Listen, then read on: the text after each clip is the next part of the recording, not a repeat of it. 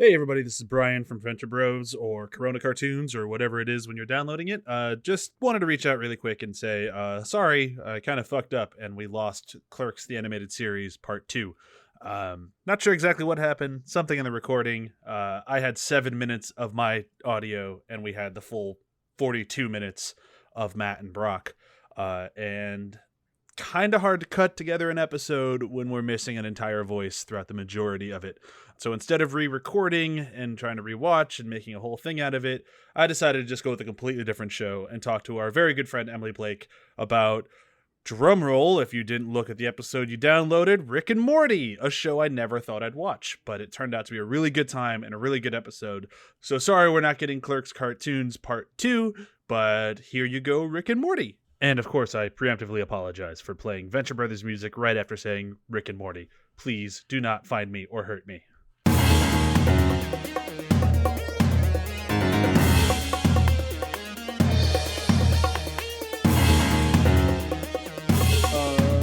good.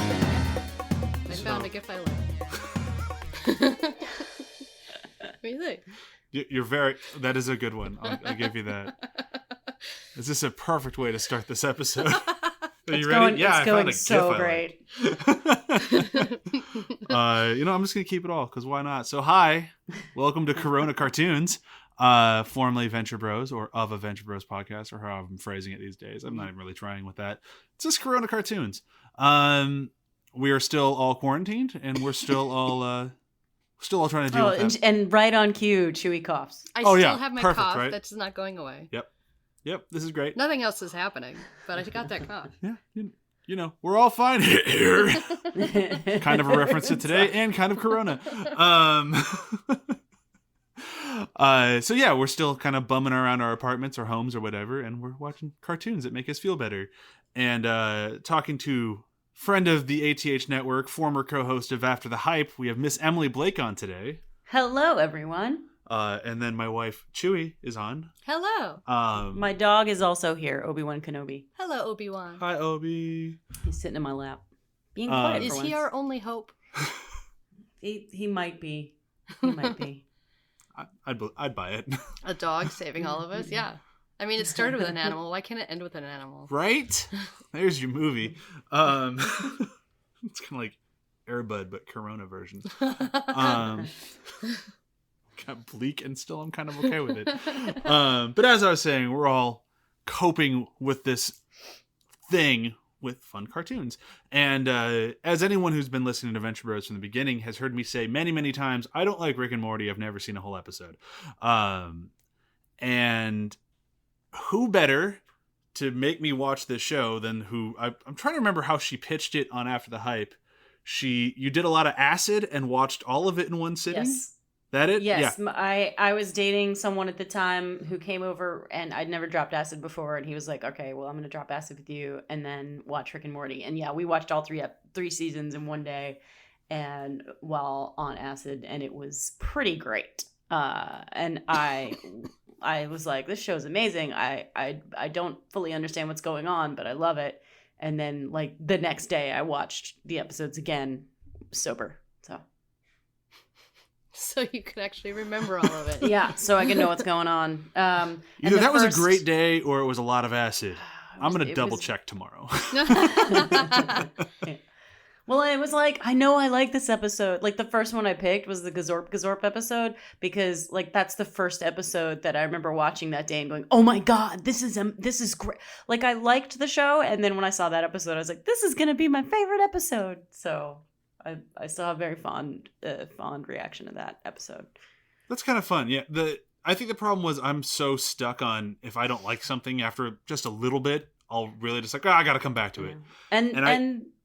Sorry, go ahead. I did that with the pilot. I've tried to watch the pilot so many times and I just don't like it. It just doesn't work for me. And then after doing the episodes you recommended for us, I've now started with episode 2 and now I'm just going through the show and I'm really enjoying it. Excellent. But it took this whole experiment for today for me to even give the show a shot, and now I'm actually enjoying it. In the past, when you've had thoughts like that, I've had to like blackmail you into watching things. Yeah. I don't know. I never would have watched Legion had you not like bullied me into it. Legion is so hard into watching Legion. And then I loved it. It was a great show.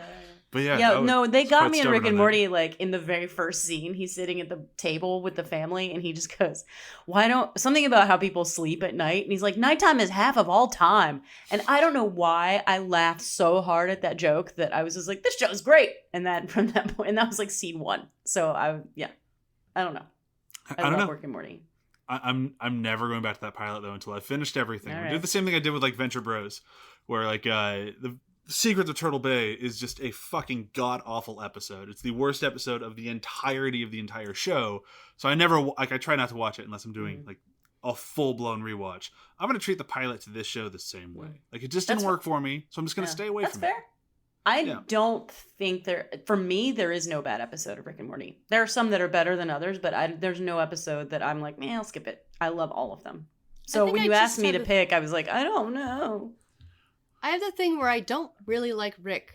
I mean, I don't think you're supposed to like Rick. Yeah, he's just the worst person. The absolute worst.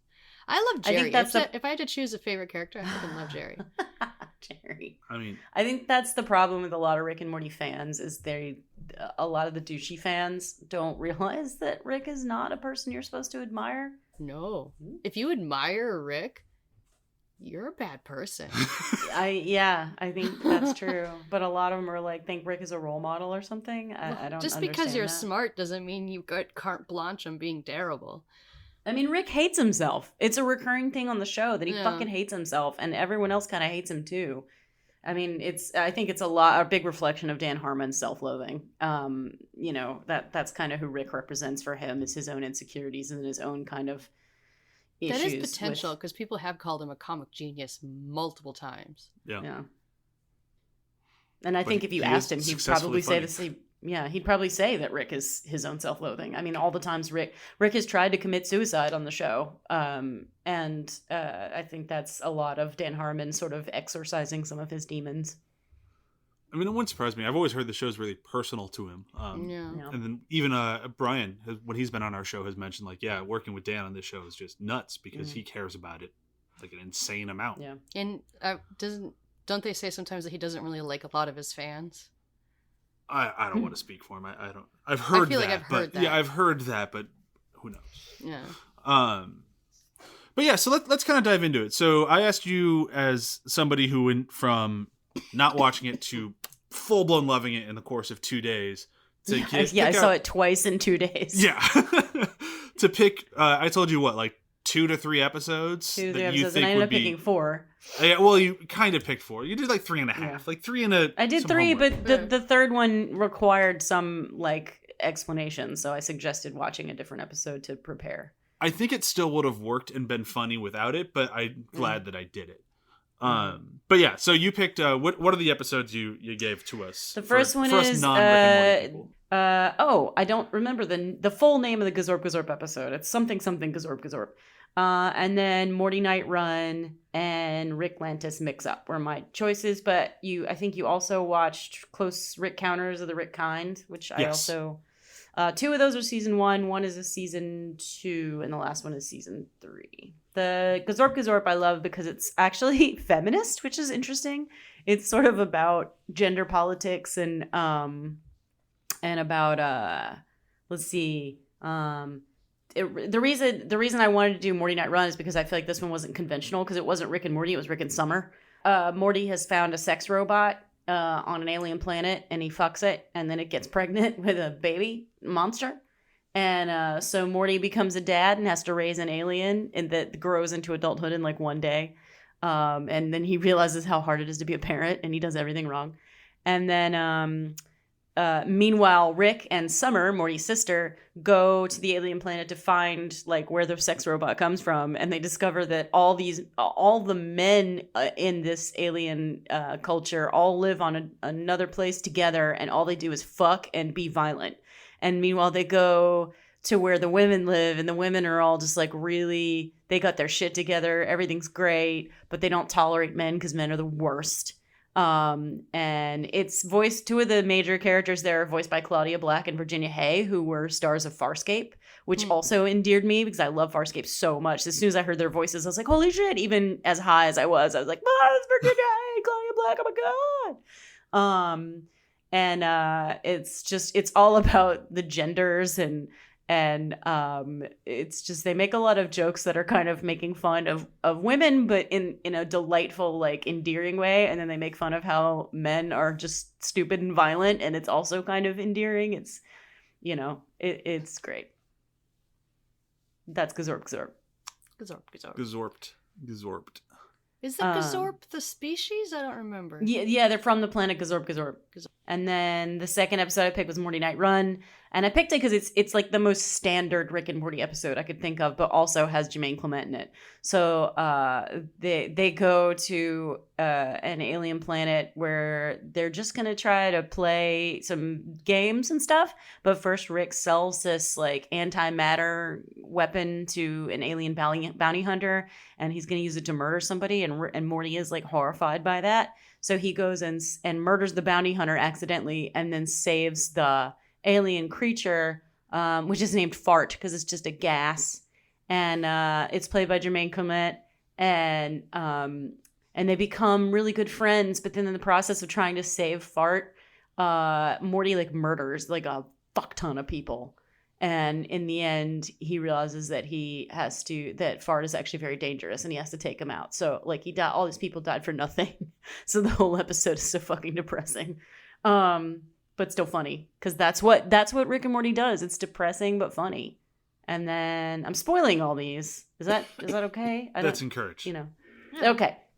Close Rick Counters of the Rick Kind was just where we saw the Citadel for the first time, which is where, because since it's multiple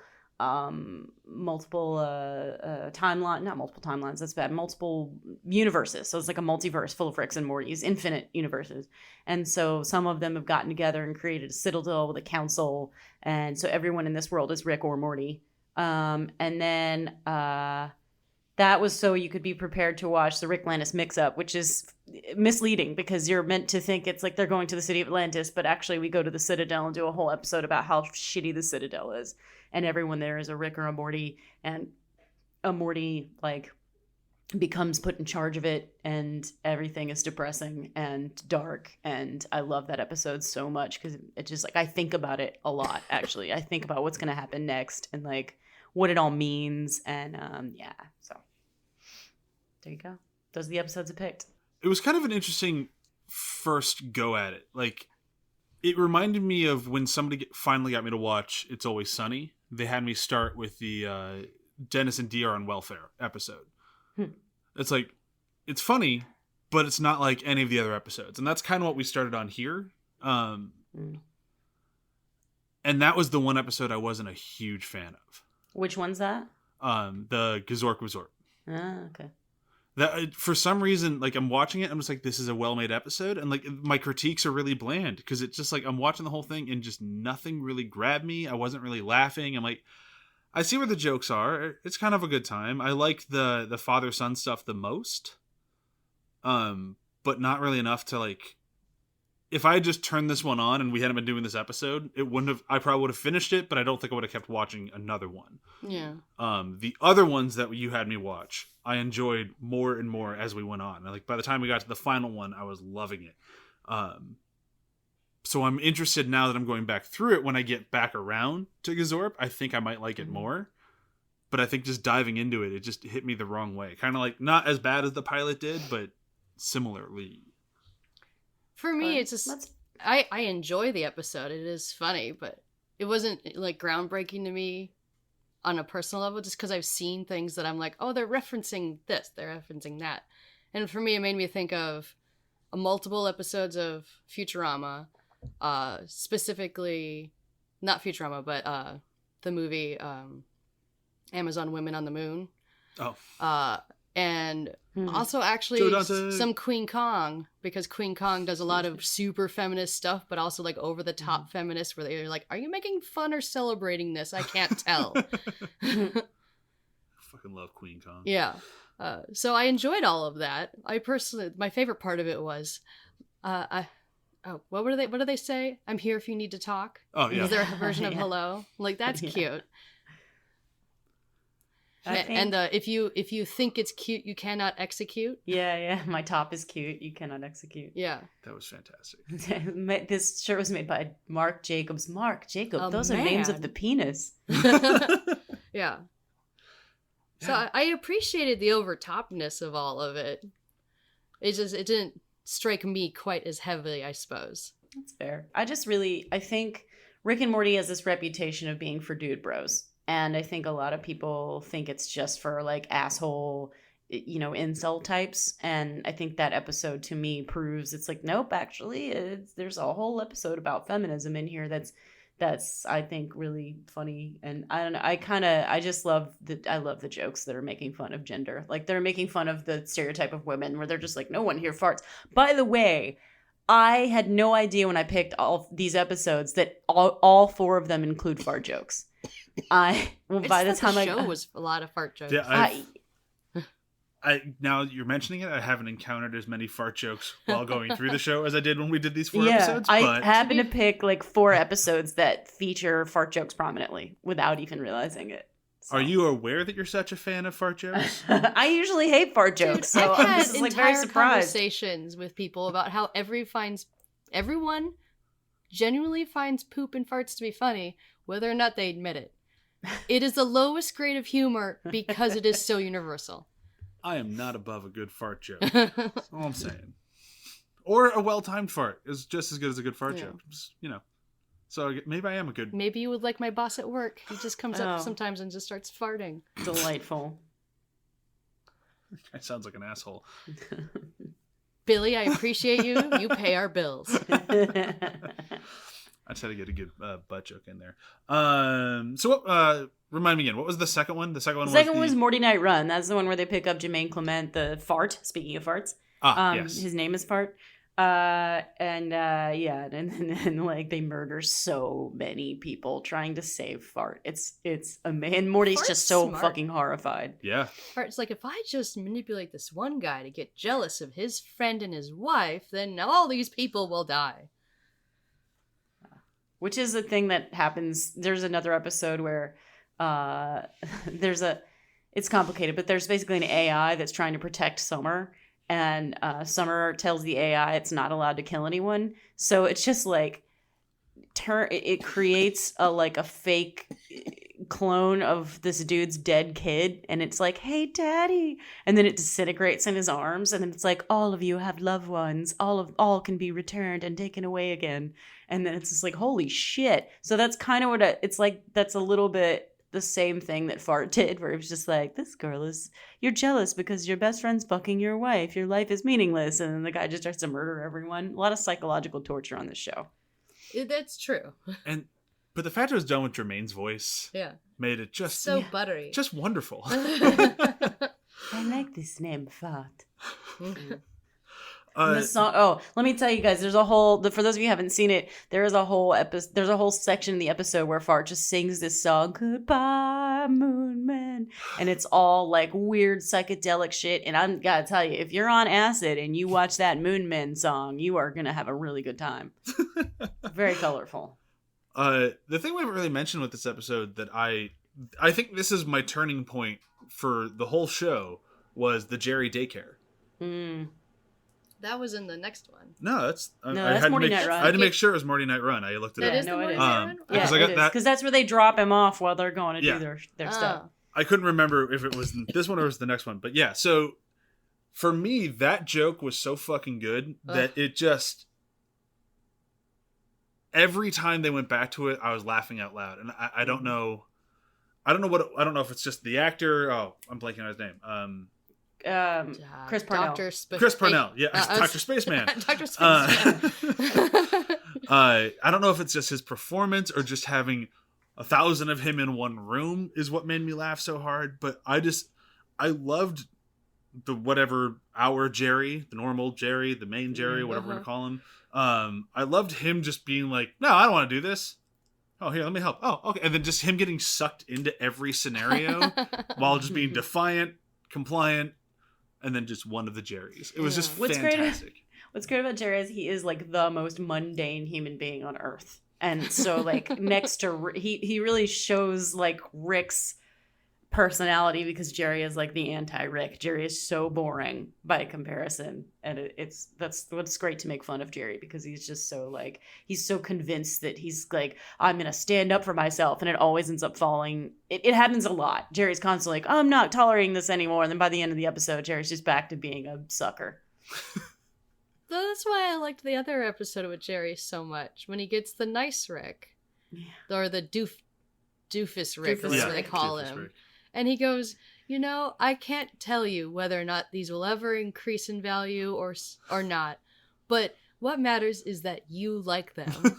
And then just Jerry just welling up and hugging him. Because everyone's so mean to Jerry all the time. I'm like, oh. But that's why I like the Jerry daycare. They weren't mean to Jerry. Moment. Jerry daycare is like the perfect place for Jerry. When he's like, how do I get out of here? And she's like, that tunnel. And he's like, ah. He just crosses the tunnel. And he ends up in a bull pit. I go to Jerry Then he tries to daycare. leave, and she's like, you could have left the whole time. Because he's trying to be defiant. When he comes back, and the thing is, like, it's not horrifying out there, or it's not like scary, or like, we're lost, we're on a different planet. It's like it's a hassle out there. Yeah. It That's really his is. interpretation. Yeah, no, like that. The Jerry daycare really won me over. Yeah.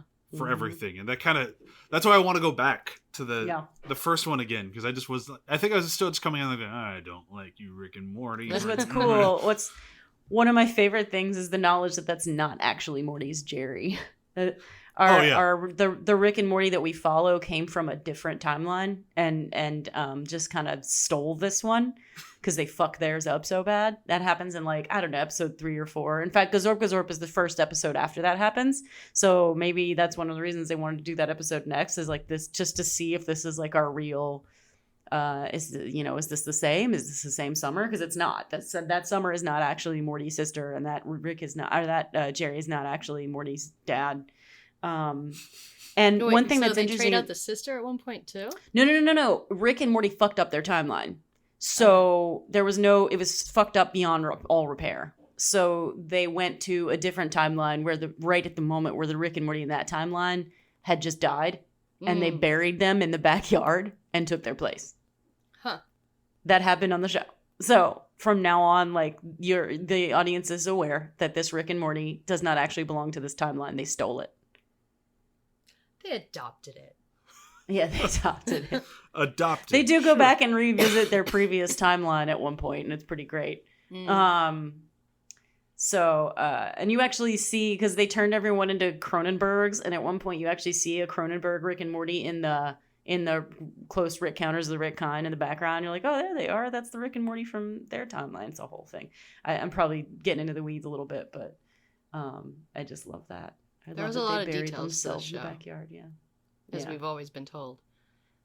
Yeah. And they don't forget. What I like is they don't forget their mythology. I think on a lot of shows, when things change later on, they just forget that it happened. And I like that on Rick and Morty, they never forget shit that happened. It comes back around.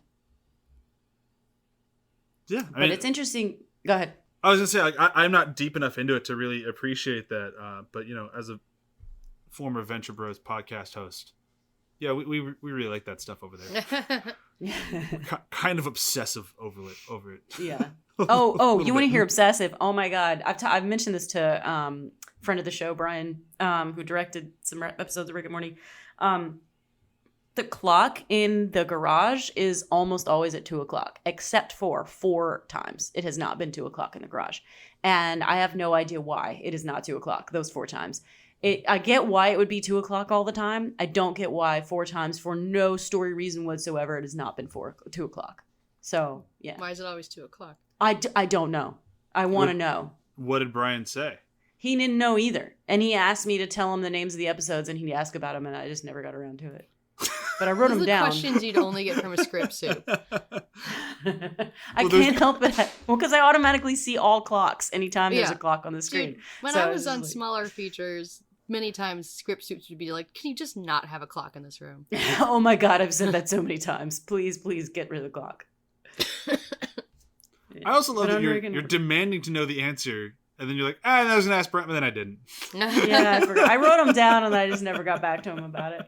But I really do want to know, because it does drive me crazy every time I watch an episode, because there are 4 occasions where and there's even one time where in the episode itself it is 2:00, and then we cut to a flashback scene where it's not 2:00, and I'm like, why within this episode is it suddenly not 2:00 when it's 2:00? And anyway, it's a whole thing. So yeah, it's 2:00 somewhere. Well, I always thought if I started a Rick and Morty, Bryan about it, let us know. Okay.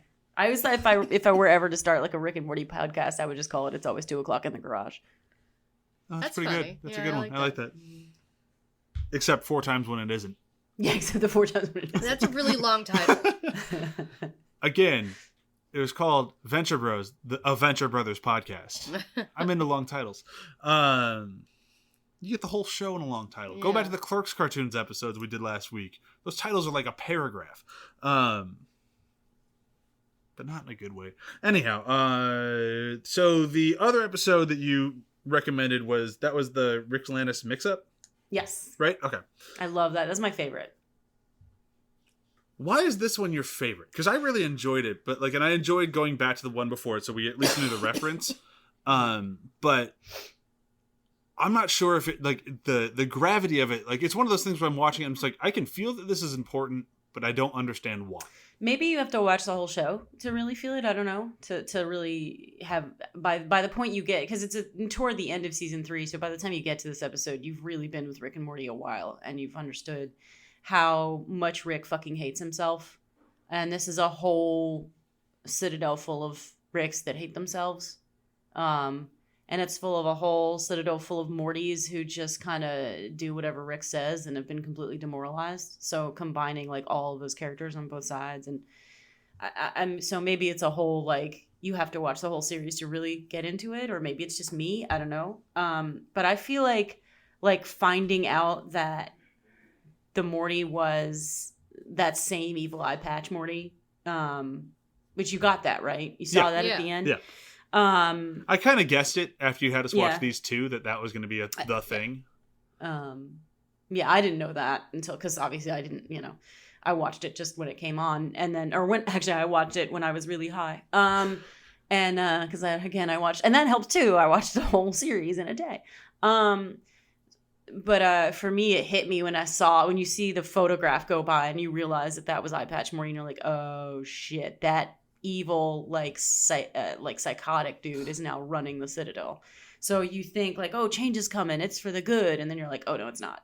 And I think it says that episode says a lot about, it's commentary on sort of the haves and the have-nots, because they're all Ricks. Everybody, all the Ricks are Ricks. They're all the smartest man in the universe. They're all the same guy. But some of them are working stiffs and some of them are millionaires, and there's really nothing to distinguish one from the other than just the personality they've taken on or what's happened to them. And it's sort of like our own society, what separates the millionaires from us, how they're born, or just one choice they made, or who knows, how they all got there. And it's sort of a pretty fucked up. And the way the Mortys are treated is really horrible. But then that one Morty realizes in order to, he has to be a cop, but he doesn't really even want to be. He's trying to be someone he's not. It's just, I think about it a lot because I don't even necessarily understand everything. And I like that episode because I think about it, because it makes me have to be okay, what does this mean? What does this mean? And I want to know what's going to happen the next episode that they go to the Citadel. I really want to know how that, I know at the end they're that's never going to have anything to do with us ever again, but I feel like it probably will, because it's an interesting story to follow. And I don't know. And it's a whole citadel of themselves. Yeah. How can you not run into them again? Yeah. It was by far the most interesting episode that you had us watch. It was it's the one that kind of stuck with me the most, of just I think the reason that I actually started going back through the show now after the falling in love with the whole Jerry stuff was the story in this one made me go, I want to see what all of this is about. Because I never really grabbed onto the whole arc of Rick and Morty. I just kind of okay, I get the gag of Rick and Morty. Yeah. And I get why it's funny. It just doesn't seem like it's for me. But this story and just this world in this episode is what made me go okay, that's much more my speed than I thought it was. Yeah. I think I think when you watch it all, because I think the trajectory of what happens with Rick and Morty, in the beginning, you think Morty's just Rick is just kind of an asshole, but he's a funny asshole. And then as the show goes on, you're like, he's also just like, just a fucking asshole. And he uses people and he's kind of mean. And then there's an episode where he fails to kill himself because he's too drunk to actually do it successfully. He passes out in the middle of trying to kill himself, and that's the only reason he doesn't succeed. And then you're like, oh, I think your perspective, maybe I should have given you that episode. I didn't want to give you all depression all the time, but I think at that moment you sort of just like kind of change how you see Rick. Like he's so sad in a way, but it's also like, it's a sadness of his own making. And it really adds depth to the character and to the show. So I think of Rick, I just think of a chaotic nihilist. Yeah. Where we're not like, it's one of the reasons why I don't really like nihilists, and I also don't like anarchists, because they're so selfish in their angst. They're all like, I am the most like intelligent, and I set myself apart from all of you because I really know the darkness in the world, so I must be free to just create more darkness. And that's how the feeling I get from people like that. Mm. And that's just what Rick is to me. Well, a lot of that does come with self-hating, though. So that does fit for Rick. Yeah. I think it's interesting that like he's the smartest man in the universe, and he uses it for self-aggrandizement and to be cruel and all of that. Whereas like the Doctor is the smartest man in the universe, smartest woman in the universe now, and uses it to help people. You know, it's just like you can make a choice of how you want to live, and one of them is happier than the other. Yeah, you could be a chaotic optimist, or you can be a chaotic nihilist. Yeah. That's why the Rick is the opposite of the Doctor. Yeah. So, not knowing basically anything beyond the show of the episodes we watched for today, and then a few more into season 1, the question I think I've always had the most of this, of Rick hates pretty much everything. Does he care about Morty? Sometimes. In each Rick is different. Sometimes our Rick, there's been a couple times when it's been tested, because some episodes you're not sure which Rick we're talking about. It may not. The Rick we follow is C-137, I think. I might have that wrong. Sounds right. Yeah, that sounds right. But sometimes it's not C-137. Sometimes it's a different Rick. If the world seems a little weirder than usual, it's probably because we're just looking at a different Rick and Morty story. Like they can kill Morty because that's a different Rick.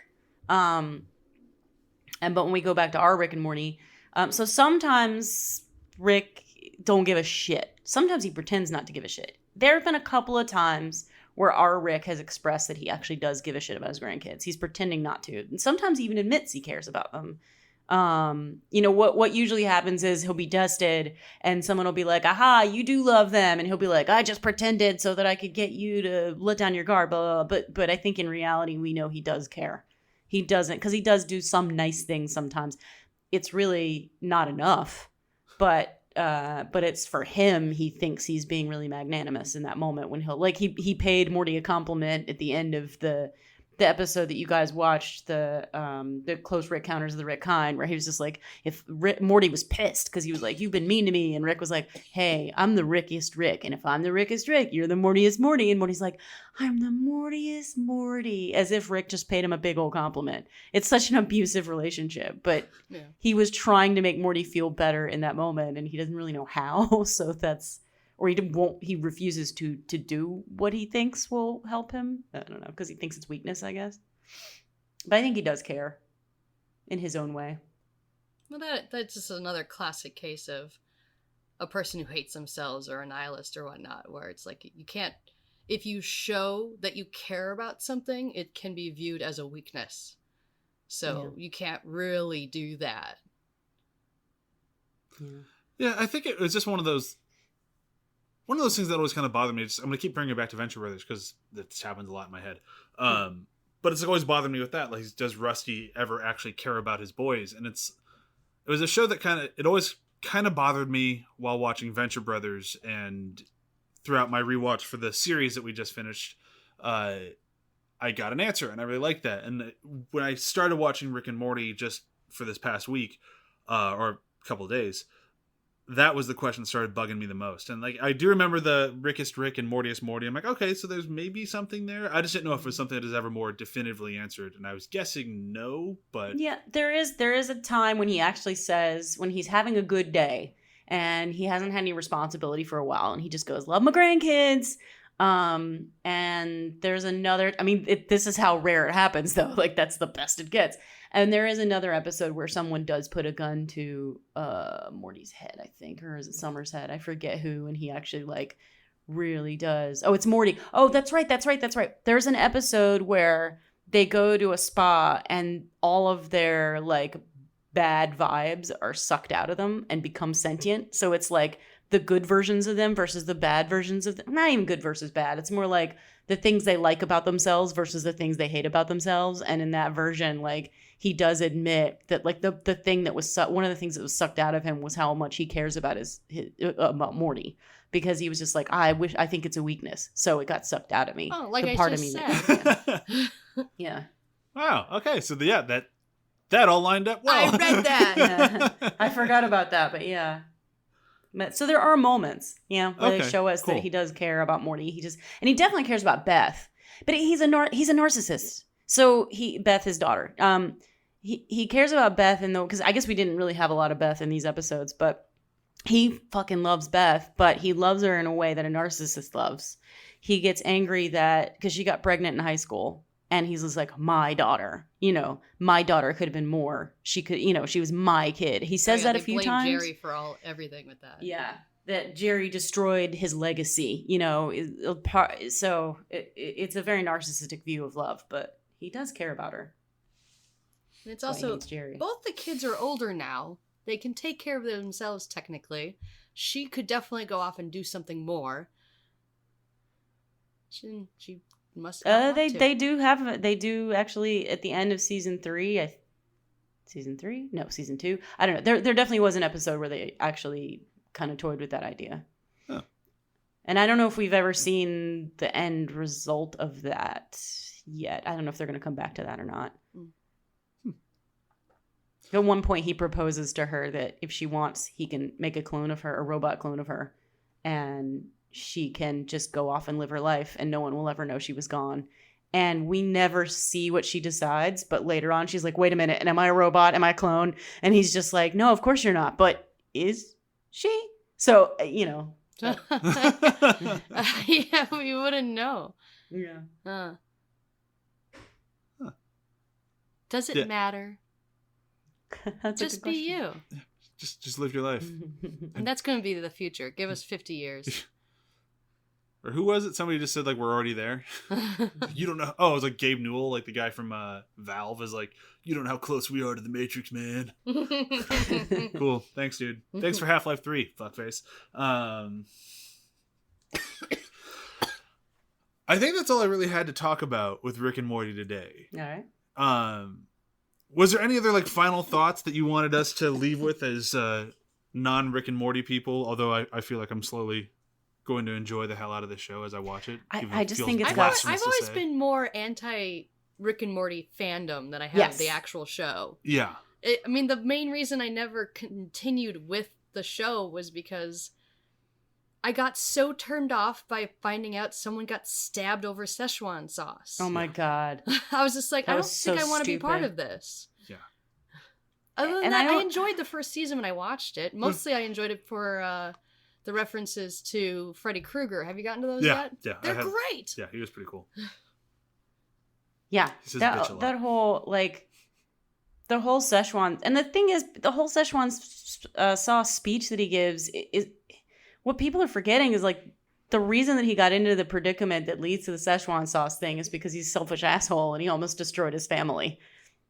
And he put the whole earth in danger, And so at the end of it, he's just, like, talking about Szechuan sauce because he's being a fucking douche. And so people repeat that speech and it's like, yeah, you guys, Rick's not being a hero right there. You don't That's get not it. like, that's... they do that all the time. They keep holding Rick up like he's some kind of like, he's so smart and he hates himself. He tries to kill himself. He intentionally separates himself from everyone. Like, it's not even hidden. It's not even subtle. People regularly remind him about how he's alone because he's been a dick. you know?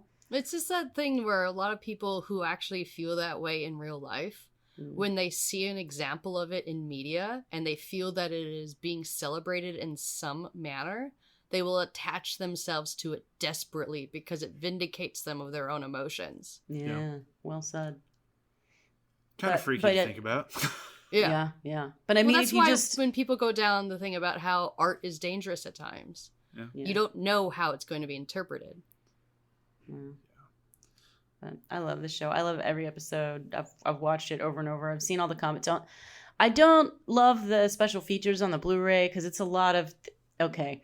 The third season, they brought some women onto the show. Seasons 1 and 2, they had no women anywhere. And, yeah, you can tell with all the special features and the commentary on some of the episodes. It's like, I really wish you guys had a woman in your writer's room. And finally, in season 3, they did bring in some women. So it definitely helps. But it definitely helps more when it's plural.